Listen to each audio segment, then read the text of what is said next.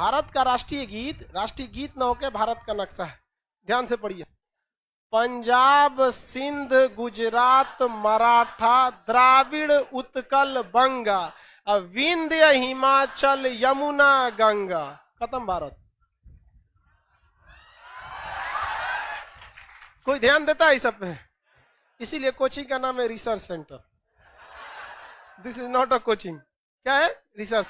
तो जिन्हें लगता है भारत का राष्ट्रीय गीत है, वो हम लोगों का बनाया हुआ पूरा क्षेत्र दिखता है कि हम कहां से कहां तक थे यहाँ पर। इसमें अभी सिंध कहां होता है? निकल गया। बंगाल, भाई पहले बंगाल में ये पूरा आता था, वो अब राष्ट्रीय गीत आप तोड़ते जाइएगा बंगाल को तो क्या राष्ट्रीय गीत हमेशा तोड़ते जाएगा। अब बिहार को तोड़ के झारखंड कर दिए, झारखंड को तोड़ के कल को कुछ भी कर दीजिए, द्रविड़ को तोड़ के आपने 4 राज्य बना दिया, तो क्या राष्ट्रीय गीत बार बार खिलवाड़ थोड़ी होता है। यह कौन हो गया भैया? पंजाब, सिंध, गुजरात, मराठा, द्राविड़, उत्कल, बंगा, विंध्य, हिमाचल, यमुना, गंगा। समझ में गया? ये हमारे देश की शिक्षा नीति को बनाया था लॉर्ड मैकाले। उस हरामी के बच्चे ने ऐसा सिस्टम कर दिया, उसने कहा कि स्टूडेंट को कुछ बोलो ही नहीं, एक ऐसा नीति बनाओ कि जिससे टीचिंग में ऐसे लोग आ सके जिन्हें खुद रूट तक पता नहीं है। क्योंकि अगर किसी चीज को बर्बाद करना है ना, तो सबसे पहले उसकी शिक्षा व्यवस्था को बर्बाद कर। तो लॉर्ड मैकाले ने ऐसा बहाली निकालना चालू किया टीचिंग में जिसको कोई मतलब नहीं।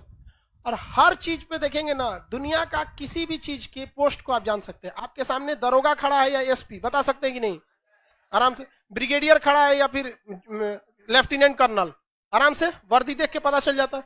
सिपाही है कि डीआईजी, पता चल जाएगा, आराम से पता चल जाता है। डॉक्टर में भी देखिएगा, सीनियर डॉक्टर, जूनियर डॉक्टर, आराम से पता चल जाते हैं।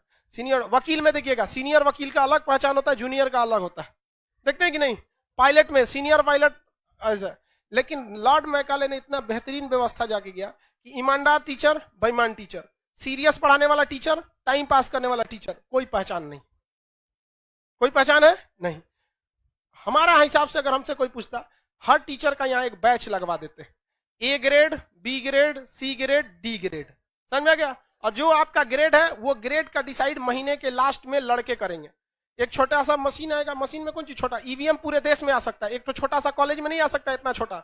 हर स्कूल के जैसे मान के चलिए कोई मैट्रिक का लड़का है, तो मैट्रिक में कुल 7 से 8 घंटी चलता होगा। कितने घंटे की पढ़ाई होती है? तो 7-8 टीचर होंगे, तो उन सारे टीचर का वहां नाम, फोटो रहे, नाम रहे, वहां नीचे ABCD रहे, जिस ग्रेड पे जाना अपना लड़का वोटिंग करके जाए। अगले दिन 1 तारीख को मास्टर साहब आएंगे, वो ससुरा हमरा डी ग्रेड दे दिया, चिपका दो यहाँ पे, काम खत्म हो गया। समझ में गया? तो वहां पे आपको क्या लगा देना चाहिए? D grade. अब जिस टीचर को लगा रहेगा नहीं डी ग्रेड, अब उसको शर्म लगेगा कि नहीं?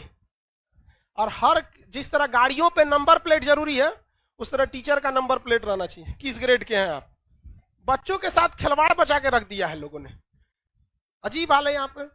बहुत बड़ी रिस्पॉन्सिबिलिटी होती है टीचर के ऊपर। ये इतना बड़ा क्लासरूम इस बात का चीख चीख के गवाही देता है कि मैट्रिक और इंटर में आपके टीचरों ने आपके साथ बेईमानी, दगाबाजी किया है, वरना यहां बैठने की कोई जरूरत नहीं थी। ये आपके टीचरों ने आपके साथ बेईमानी किया, वरना हम लोग पढ़ाते क्या है जो पहले से पढ़ना चाहिए आपको। इंटर तक तो पढ़ के ही आए हैं। ईमानदारी से आप इंटर और ग्रेजुएशन फर्स्ट ईयर कर लिए ना, तो आपको हमको कोई जरूरत नहीं पड़ेगी यहां तक। तो ये इस बात का सबूत है कि भारत में कितने बर्बाद किया गया है, कितना मतलब रद्द कर दिया इन लोगों ने। तो इस चीज को सुधारना चाहिए, जिसको बर्बाद करके किसने किया है? Lord Macaulay. लड़का ग्रेजुएट होने के बाद उसे अपने राष्ट्रीय गीत का सही अर्थ नहीं पता चल पाता। धन्य है वो देश। समझ में गया? ये लड़का